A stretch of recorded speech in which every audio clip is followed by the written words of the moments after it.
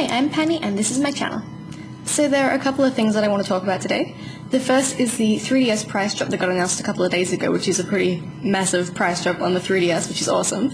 And the second is Shadows of the Damned, a game I've been playing recently, so I'll get to the game in a little bit, but first the 3DS price drop. I don't know if you guys can hear that, but it just started raining, so hopefully that doesn't make it harder to hear me or anything, but it's totally raining outside. Anyway, so for 3DS, a couple of days ago, Nintendo announced that they're going to be cutting the price massively of the 3DS by like $100. I know the price in America has gone down to $169. Here in Australia, it's down to $249.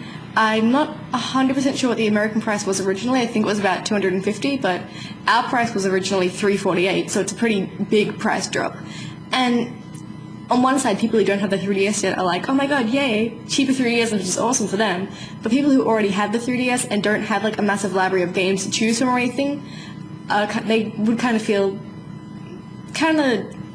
let down, but Nintendo are compensating by giving us 10 free NES and 10 free Game Boy Advance games. The NES games will all be downloadable from September 1st, and the Game Boy Advance games are all going to be available to download before the end of 2011. They include games like the original Super Mario Bros., The Legend of Zelda, Donkey Kong Jr. for the NES, and games like Super Metroid, Mario Kart Super Circuit for the Game Boy Advance.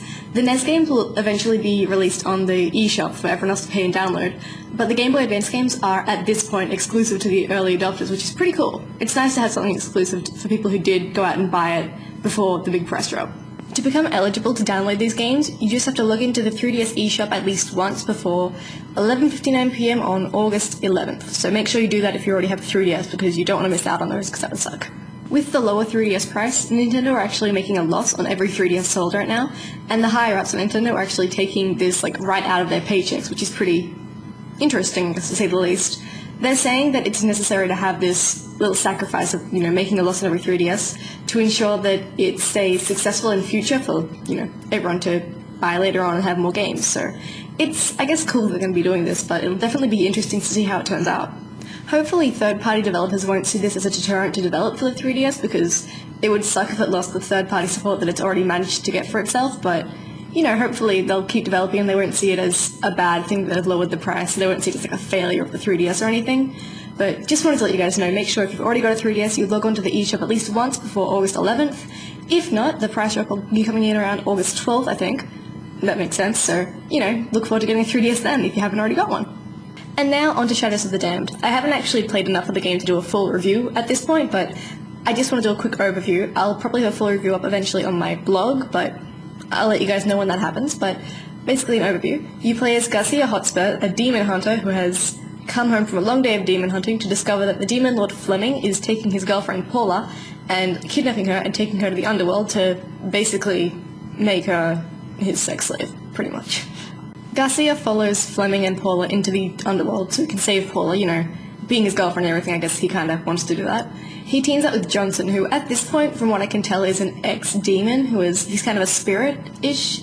He basically takes the forms of different items that Garcia can use, like a gun called the Big Burner, and a motorbike so he can move and stuff. And it's a pretty cool system that you don't have to switch between different boring items or anything, and it's cool to have a little buddy on the, on your way. I like that. I like having a little buddy. One of the things that Shadows of the Damned probably brings out in itself that a lot of games don't do as much is really crude humor. Like, as I said before, the gun that you use is called the Big Burner, and you can get upgrades to that. You can upgrade your burner, and it's 14-year-old humor, but it actually is kind of funny. It just, I don't know, it just feels kind of funny playing a fairly serious-ish storyline game and then hearing little jokes about burners and other things like that. It just kind of balances out the darkness of the game with the humor level. I like that.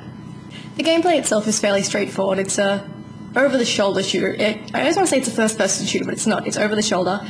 There's no auto aim, or there's no aim assistance. So I personally am having trouble playing this game because I am just not good at console shooters. I'll be the first to admit it. I can't aim on a console.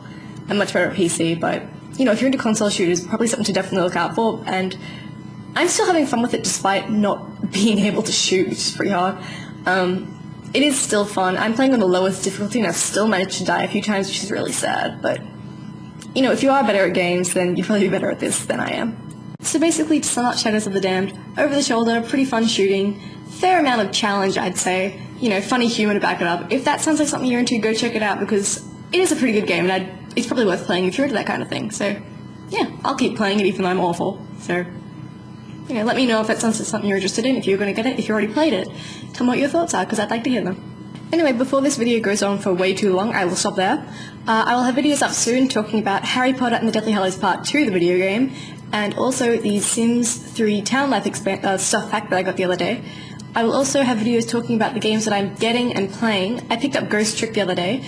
I also picked up Okami Den, but I'm not enjoying it that much, so I'm probably going to go return that to something else that I will talk about in another video, so lots of videos coming out soon. Until then, you can check me out on Facebook, Twitter, and my blog. The links are all in the description.